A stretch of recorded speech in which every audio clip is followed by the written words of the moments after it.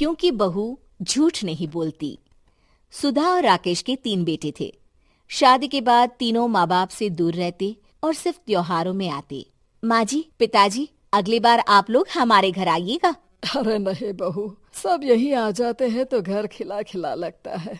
हाँ बहू, तू हमेशा बुलाती है तो जरूर आएंगे तेरे पास भी। हाँ हाँ, दीदी का घर बड़ा जो है, सब कुछ आपने शादी के बाद दीदी को ही तो दे दिया था। हमें भी दिया होता तो हम भी बड़ा घर लेते। क्यों सुनील? अरे नहीं नहीं, पापा ने सबको एक बराबर ही दिया है। छोटी बहू, क्या चाहिए तुम्हें, बोलो। वो आपके सोने की चेन वाली घड़ी है ना, वो अगर आप मुझे।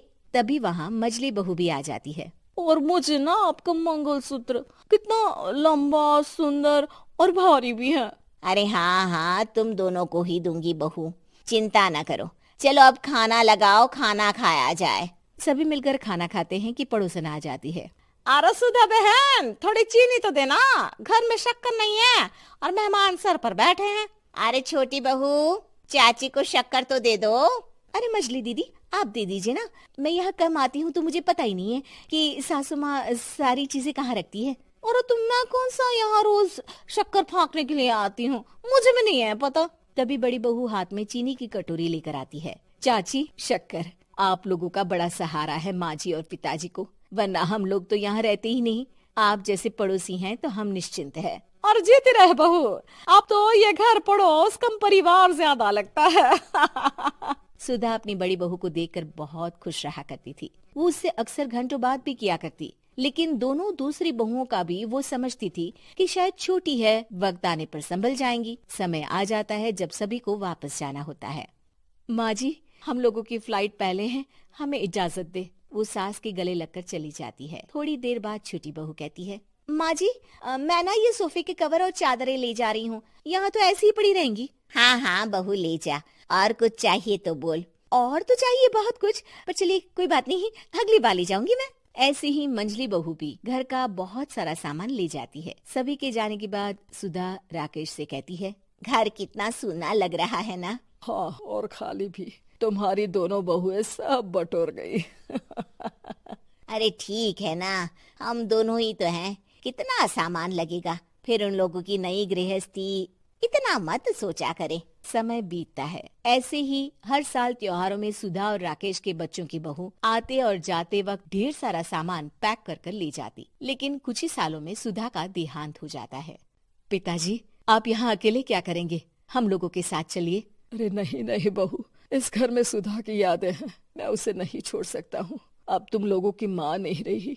देख लो, वैसे तो मैंने उसके जीते जी सब कुछ दे दिया है, लेकिन कुछ उसका पर्सनल कीमती सामान था जो ये है, ले लो।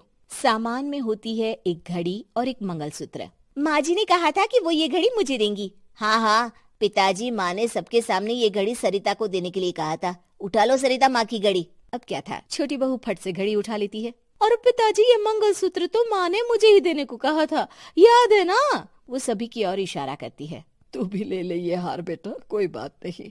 मंजली फटाक से हार उठा लेती है। ससुर बड़ी बहू की तरफ देखते हैं। तुझे क्या दूं बेटा? पिताजी, माँ ने एक चीज मेरे लिए भी रखी है। सभी के कान खड़े हो जाते हैं कि आखिर सास ने क्या रखा होगा बड़ी के लिए। अरे माँ जी तो दीदी से प्यार भी ज्यादा ही करती थी, हमेशा उनसे बात किया करती। जरूर कोई बड़ी और अपनी प्रिय चीज दी होगी दीदी को। और देख लेते हैं ना, वरना तो हम भी बराबर का बंटवारा करेंगे। हाँ हाँ, कर लेना बंटवारा। लेकिन बड़ी बहू बताओ तो, सुधा ने क्या रखा है तुम्हारे लिए? अभी तो हम लोग यही हैं पापा जी, जब जाने लगेंगे तो बता दूंगी। बड़ी बहू के मुंह से ये बात सुनकर बाकी दो बहुएं सोचने लगती हैं कि आखिर क्या है जो दीदी को सासू माँ देकर गई हैं। दीदी, ऐसा तो नहीं ना कि पूरे घर का आधा हिस्सा माँ बड़ी भाभी को देकर गई हो। तभी वहाँ ससुर आ जाते हैं। नहीं नहीं, ऐसा कुछ नहीं है। मकान तो तुम तीनों का बराबर से है। देखो, बड़ी बहू से तुम्हारी सास ज्यादा जुड़ी थी, न जाने क्यों घंटों बात किया करती थी। पता नहीं क्या देकर गई है उसे। और ससुर जी, आपको क्या पता, चालाकी से पूरे घर के पेपर में साइन करवा लिए हो, या फिर कोई छुपा गहना।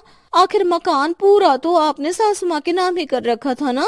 अब घर में ये सस्पेंस बन जाता है कि आखिर बड़ी बहू क्या लेकर जाएगी। फिर वो दिन भी आ जाता है जब बड़ी बहू के जाने का समय हो जाता है। बेटा, परसों तुम चली जाओगी, बताया नहीं, माँ ने तुम्हें क्या दिया?